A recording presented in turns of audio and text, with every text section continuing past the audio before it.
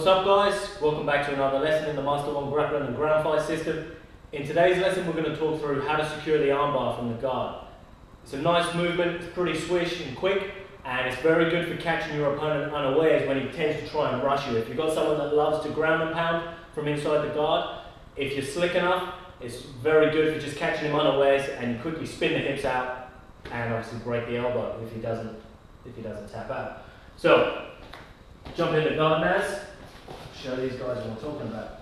So, again, like I always say, initially when you're looking for control on somebody, you want a closed guard. When you're not so fussed about that, you'll let it go. But initially, keep the closed guard. So with this one, again, we'll start here to begin with. And like any of them, they can be done from the punch, etc. But the first thing you're looking for, he's maintaining posture. I'm trying to pull, I can't. So what I do, this position basically, if I'm looking to reach him, I can't. My elbows are sort of at the top of his forearm. And what I look to do is collapse. So with this collapse, I slightly pull his elbows inwards and then I drive downwards towards my torso. So I can't reach, here, collapse. Now from here, I can control where his head goes, like so. Now with this, I'm looking to collapse and keep the elbow fairly close to my hip. I don't want it on my hip as in sort of against my thigh, because that can limit my movement if I don't really know what I'm doing and don't know how to manipulate my hips. So from here, I just go one, so in, collapse. From here, I take the head away and I've let my guard go. So I was here in a closed guard, I've let it go. I shift my hips and this leg comes around. I drive my foot towards the floor.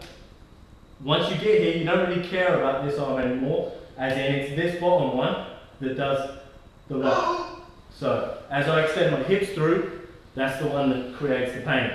So I can't reach him. I can hit him of course, but not enough. Because I'm on my back, it's very unlikely I would be able to knock him out. I can kind of keep him busy and thinking, but what you've got to remember is if I can hit you, you can hit me. Now he can get a lot more power. I could maybe just annoy him. He in real terms could knock me out potentially with a big punch. So it's safer to look for control initially. So I'd be here, collapse, take this, so I let the closed guard go. I force the head across. Now as I do that, I shift my hips. So I use that, I push against him. So I'm here, use his resistance, his body's resistance, as I push his head. From here, my hip turns.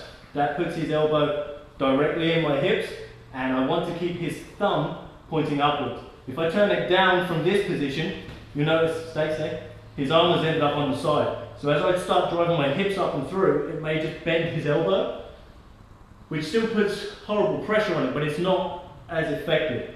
So I want the elbow pointed up, so when I'm here, sorry, the thumb pointing up, so when I drive my hips through, that puts pressure directly in the joint, up through here, because of the position of the thumb. So, we're down, collapse, hand, shift, back in, here, collapse, hand, shift. Now, if he's a little bit stronger, smarter, then you may find that just using the hand and the switch isn't quite enough. So what you do in this case is I collapse, this leg goes on the hip. Okay, so that one will go here. Now I use that to push off and turn my hip instead. So collapse here, that will turn. This hand, obviously the same hand as that leg, goes across, I turn here, so I push his head and push off his hip. This leg comes up and helps turn his body slightly.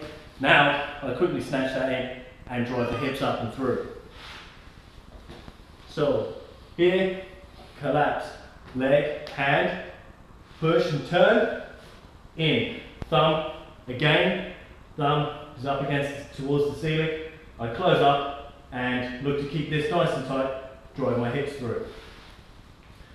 One thing you've got to be careful of in this position is as you turn, if you're not wearing a groin guard, it's quite easy to crush your own balls.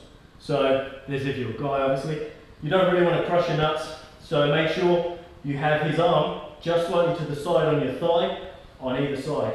So it's just outside of outside of your testicles because it's pretty painful.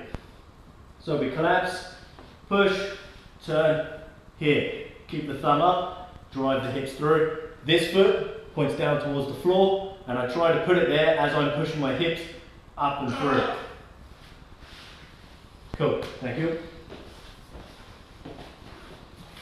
So, as you can see, pretty slick movement, and if you can just use your hand, great. It will depend on how much resistance he's putting against you.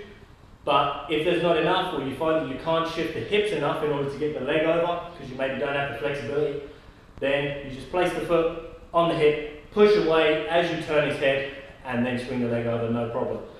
Make sure you keep holding that bottom arm nice and tight. Keep it fixed securely against your hip, just on the inside of either thigh, and then drive your hips up and through. Remember, your hips must drive through the joint. So you don't want it here, pushing away or in. Directly from his elbow, the tip of his elbow, you push up through the inside of his joint.